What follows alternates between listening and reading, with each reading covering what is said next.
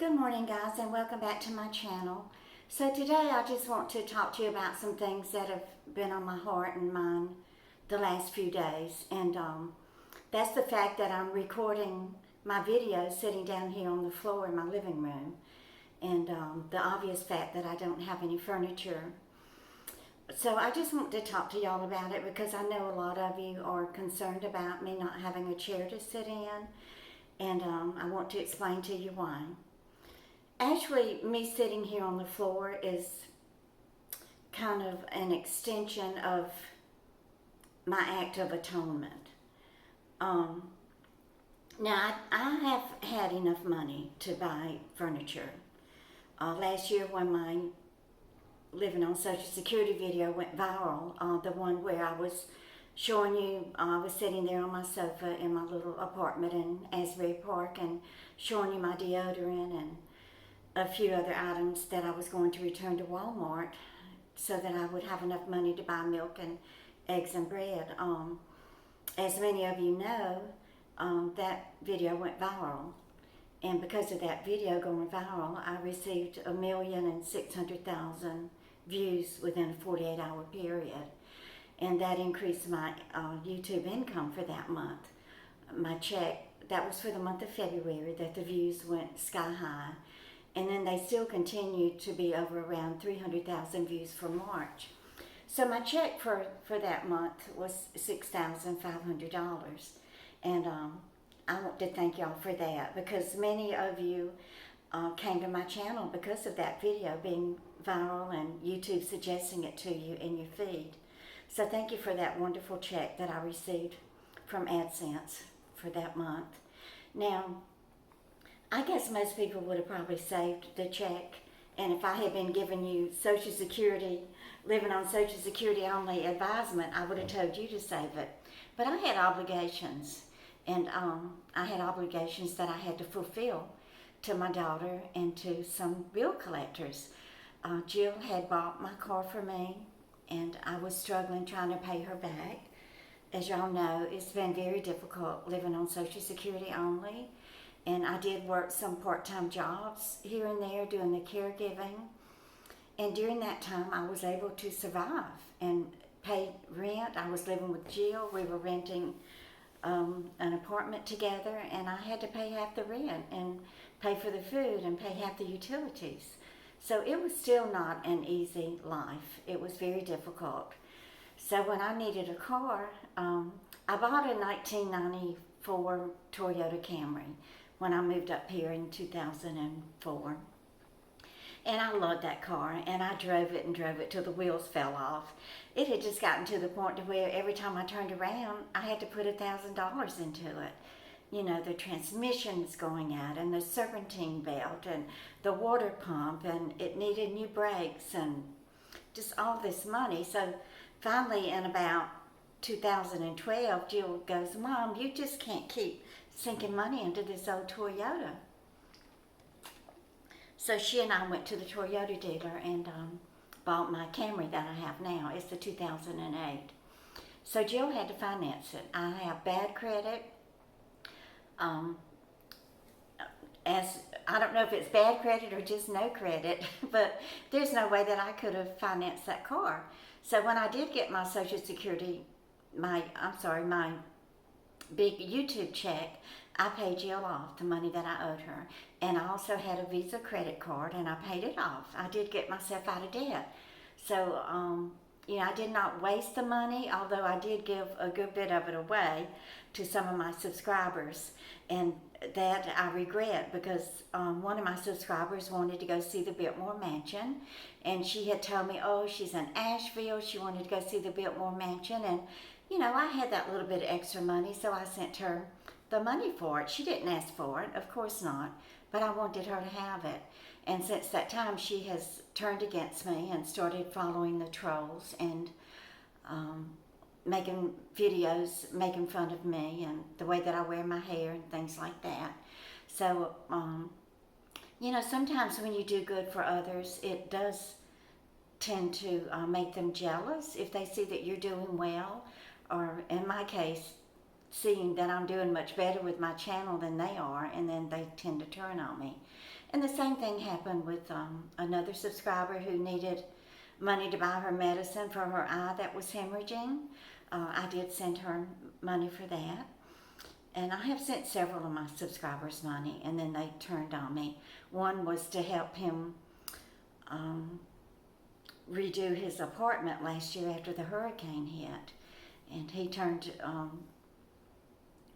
don't know why, what possesses someone to do something like that, but whenever I give money, it's for good. It's out of good intentions and out of the love of my heart. But what I'm getting at here is, yes, I could have easily saved enough money to buy me the Lazy Boy recliner that I want, but instead I chose to try to make other people happy. And in a way, I guess it was a selfish act on my part, because I feel like I'm always atoning for my sins. Those times in my life when I was so depressed and I just couldn't function, and some of the things that would make me kind of feel a little bit better about myself would be to go shopping, but I didn't have the money to buy anything. So I was on drugs, my mind was messed up, I couldn't think straight. I really should have not even been out in the world in any way, shape, or form. But there were some days that I would go into the mall there in Orlando, and one day I put a couple of Donna Karan designer sweaters over my arm in Florida and walked out of the store with it. And of course I was caught and charged with felony shoplifting, because in Florida anything over $200 is a felony. And those stupid Donna Karan cashmere sweaters were $200 each. So I was sentenced to 6 months in the county jail. It ended up being, I only had to serve 4.5 months, because I did serve my time in the Christian dorm there in the Orange County jail. So we were given days off, so many days off per month for being in the Christian dorm, and then I got so many days off for good behavior and things like that. So I really ended up only serving 4.5 months in the Orange County jail. But I feel like all of the hurt that I put my family through during that time, that I'm always atoning for it. So I'm always just giving and giving and giving, and I'm really, leaving myself in a bind, because I am so loving and giving and thoughtful, but I just can't help it. It's just what I feel like I have to do to atone for my mistakes in life and the sins that I've committed. I wish that I could just forgive myself and to just be happy and not always be looking back and regretting what I did. Now, I have told y'all before that I'm not ashamed of what I did, and I'm not, because what I did was, I was in a state of severe depression. Most of the times I was in such a severe state that I would attempt to take my own life. I have overdosed many times. 2 times I was basically pronounced dead. The paramedics came in. I had put on a beautiful gown, because that was the gown that I wanted to die in and be buried in. And they had to come in and cut my gown off of me and revive me and intubate me and take me to the ER. And my son Jason is the one that had to go through that with me. And he's the one that I devastated and hurt so badly. And then another time, I didn't go get help. I think I did spend a few days in a rehab, but it wasn't really long enough for me to get off the drugs and to start a Narcotics Anonymous program to where that I could stay off the drugs. So I never was able to forgive myself for that horrible thing that I did to my family. And then I went and did it again a few years later after I moved to Bay St. Louis. I deliberately got a prescription filled for 80 Valium, and they were 10 milligrams each. And I took the entire bottle. And luckily, I was living in my friend Dale's mother's home. After her mother had passed, I was renting her home. And luckily her husband had called me that morning and I wasn't answering my phone. So he came over around noon and found me passed out in the bed, called 911, and they rushed me to the hospital and pumped charcoal into my belly, and that's the reason that I have this little scar on my nose right here. It's where they jammed the tube into my nose to intubate me. And I was in Bay St. Louis during that time and living near my sister Bobby, and they called Bobby to come and unplug the ventilator that I was on. They told her that if I lived, that I would be a vegetable the rest of my life. So when Bobby got there to unplug the ventilator, which was a few hours later, she had to drive from Lowerton to Bay St. Louis, I was wide awake. I mean, it's only by a miracle, God's miracle, that I am still here today and that I'm here to sit on this floor. But the point that I'm trying to make is that one of my sweet subscribers, Brenda, she's the one that sent me the beautiful cards that I just opened. She sent me an email yesterday and said, Glenda, do you mind if I start a GoFundMe for you so that we can buy you the recliner that you want? And of course I thanked her for it, and I let her know that that's not something that I would ever want to do, because I know that I would say 95% of my subscribers live just the way that I have to live, and that's on Social Security. And most of you do live on Social Security only.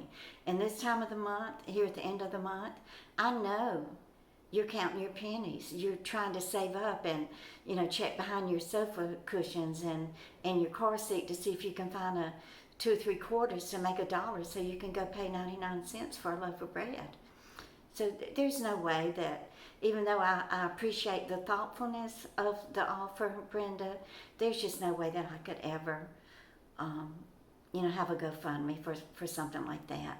Now, I have had shout outs for a couple of GoFundMes for a few of my subscribers who needed it for maybe funeral expenses for a loved one or surgery or something like that. But it's just on my heart and in my soul to give. And when one of my subscribers texts me and says, Miss Glenda, we have a can of tuna, I found a can of tuna fish in the pantry, but we have no bread or crackers to put it on. Nobody has to ask me for money. I lovingly give it so that they can go buy some crackers and bread to eat their tuna fish on. Or maybe one of my subscribers is feeding a feral cat colony, and that takes a lot of food. Sure, I'm going to help feed those feral cats. I'm not going to let those cats go hungry. And unfortunately, even though I am still making good money on YouTube, it did go down. It went down to $400 a month there for a few months. And I was really struggling because $400 in addition to my Social Security is still difficult, for me to live on. But, thank you for your views and for sharing my videos and getting your friends and family to subscribe, that my views are going back up and that therefore my income is increasing. So thank you for that. And I will continue to give. And if it means that I have to sit on this floor another year, that's okay with me. Because I feel like that as long as I give and atone for the sins of my past, then maybe someday that I can forgive myself for what I've done and for the things that I put my loving family through. Jill and Jason, they love me to death and they would do anything for me. And neither one of them have ever held a grudge or bitterness towards me for what I've done to them in their lives. And I don't understand why, except that they just, in their own way that they understand, because they went through the same pain and heartache and hurt that I've gone through after my son was killed. So I just hope y'all understand, and please don't feel sorry for me. I'm comfortable down here. I'm sitting on a big old pillow, and I'm near the banister here, so I can pull myself up. So I'm okay. I'm going to be just fine. So y'all please give me a thumbs up. Oh, never mind. I turned off my likes and dislikes because I decided it was just starting to bother some of my subscribers, wondering why, that I got so many dislikes when they like me so much. They can't understand it. Well, it's not my place to explain evilness and bitterness and jealousy. So I will be turning off my likes and dislikes. But just go ahead and share and subscribe. And y'all please just keep on coming back. Bye, guys.